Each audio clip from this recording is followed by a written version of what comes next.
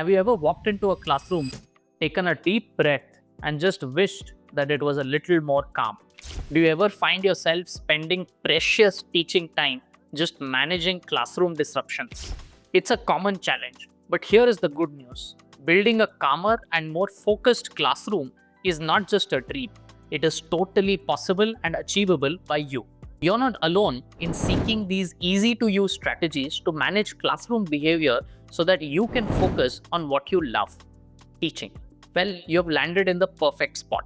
In this video, we are going to explore the 7 R's of an effective student behavior management. A super helpful research-backed guide that breaks down what exactly will work in a classroom like yours. So get ready to discover some practical tips that will not only simplify your teaching in class, but also create a more joyful and engaging environment for every student of yours. Let's dive in. Namaste. My name is Nikhil, and this is the Staff Room, a dedicated space for teachers where we discuss diverse topics related to the teaching profession. This video is brought to you in partnership with the GRD Trust. Based in Coimbatore, they run multiple educational institutes such as schools, colleges, and teacher training institutes with a motto, Savidya Ye Vimuktaye. Knowledge is that which liberates. Before continuing, make sure you have clicked on the subscribe button for more teacher relevant content. The first R, reminders. This is all about being super clear and consistent. Kids need to know exactly what is expected of them, why it is important, and how to get it right. Being clear from the very start cuts down confusion and allows your student to focus on what is to be done. First, set clear expectations from day one. Right from the first day, lay out simple rules, routines, and clear consequences to let the students know what happens if they break the rule. Keep rules very short, positive, and simple.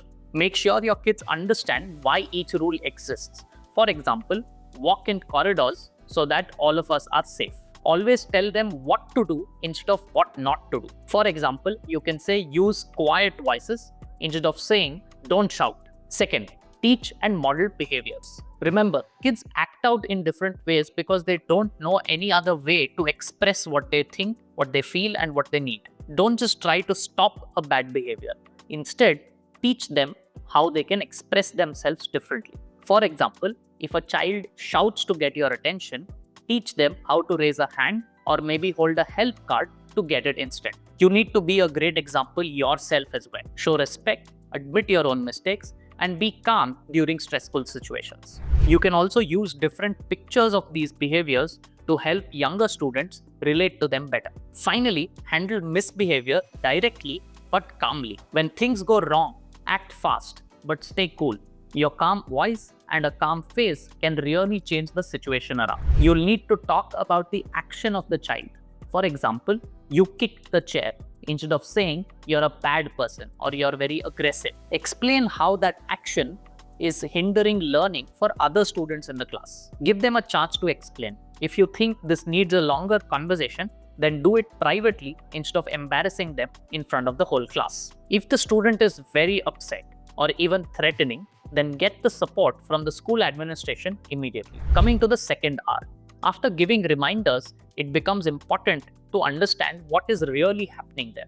That brings us to the second R, records. Keeping track of things in a written format will help you recognize patterns and figure out if your strategies are actually working. Without checking this, it's just a guessing game. One of the records you could keep is a track of student behavior. Find an easy way to note down different behaviors of students or behaviors that you would like to see in them. For example, how often did a student use a tactic to calm themselves down? This data will help you even see small steps in progress, and it will also help you positively reinforce them for that student. Based on this record, you should also think about different strategies of your own. Use these notes to regularly ask yourself, is my plan working? Is the student getting better? Are there some times when the student does better than other times? Or what were the actions that I took as a teacher that changed the student's behavior? The simple check-in with yourself will help you find if you need something more than what you're doing right now. Finally, look for hidden reasons. Sometimes kids act out because of things that are happening outside of your classroom or maybe even outside of your school.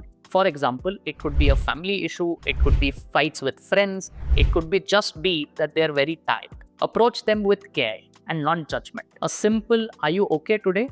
could open up a very important conversation for the child and you.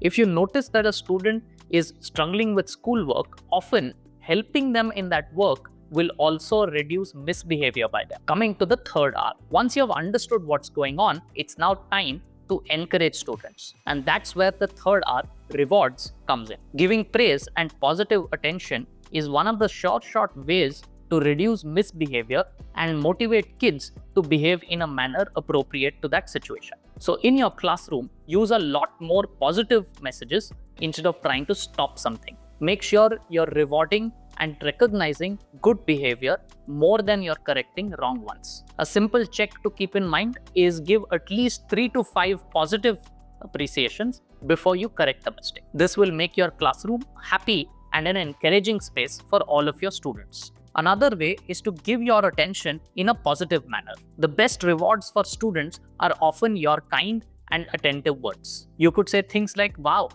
you focused and finished that task." Give a high five, give a smile, maybe a star. This works even with older students. This builds a strong bond between you and the student and also motivates that student to do even better. Another way of doing this is to create a class-wide incentive. This can get the whole class involved. You could use a marble jar where you put a marble every time somebody in the class behaves well. When everybody is working together, it helps create a good classroom environment where students are collaborating with each other to support each other towards good behavior. Coming to the fourth R. Beyond motivating, behavior really shines when there's a clear path and an action to take. That's where the fourth R, routines, come into place. When kids know what's coming next and what they need to do, they feel safe and calm, hence lead to lesser fidgeting or disruptions. You can do 3 things for this. First, set up very clear daily routines. Have a consistent routine or a plan for everything that students do, like entering a class, when to take out the books, when to go for breaks, and so on. Each step of this routine, for example, to take out the book, open your bag, take out the book, keep it on the desk, close the bag, and sit straight. These exact steps will need to be broken down for your students. It's a well-known fact in teaching that clear routines make smoother classrooms. Second, you can plan for transitions. Transitions are moments when kids move from one activity to another or one period to another. This can be very tricky, so you'll have to think out of the box. So plan carefully for this. One of the ways to do this is to give warnings. In 2 minutes, we will move towards math activities. Or you can also use countdown. In 5 seconds, let's all put our books down and look at me. 5, 4, 3, 2, 1, and so on. This allows for your students to get both their body and minds ready for you. The third thing you could do is make your classroom layout very smart. A tidy and a well-organized classroom helps your students focus better and learn even more. So think about where every student sits. Think about what should be the way in which you want to lay out the benches. Make sure that you can see every student and every student can see you. Coming to the fifth R. Even with great routines, the real magic of behavior management is actually in connection. That is where this fifth R comes into place. Relationships. When students feel a real bond with their teachers, they're more likely to like you and respect you. And as a result, follow your rules and try to do their best. So build a strong teacher-student relationships with each of your students. Take time out to truly understand who they are.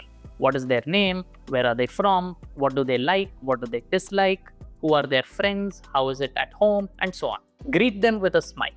Have positive short chats with them once a week and show them that you care about their life. You can also get parents involved. Managing behavior is actually a team effort, a tennis game between parents and teachers. Talk to parents as often as possible to share positive views more than concerns. Make sure that the rules that you set in classroom are consistent with what the parents are doing at home as well. This team approach helps the students adapt better between home and classrooms. Finally, bring peers or their friends positively. You can encourage students to help each other with good behavior. If a student constantly acts out for your attention, try and get the other students to notice when that student does well. A lot of good behavior management can be ensured by just applying positive peer pressure. Coming to the sixth R.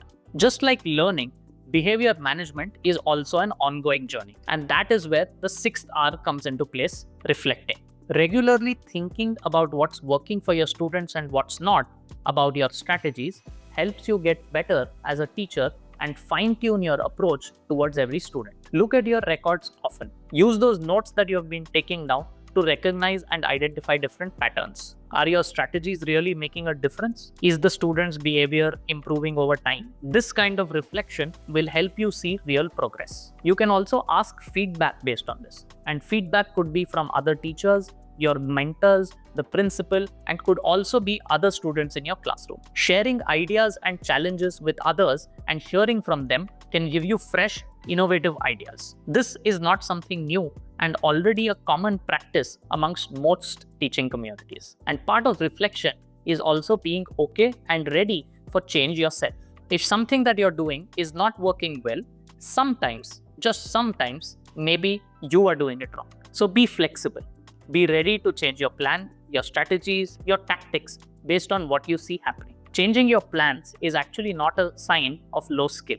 Instead, it is actually a sign of your higher commitment to achieving your goals. So next time if something is not working, take 30 seconds to honestly tell yourself whether you could improve something. Finally, to the seventh R.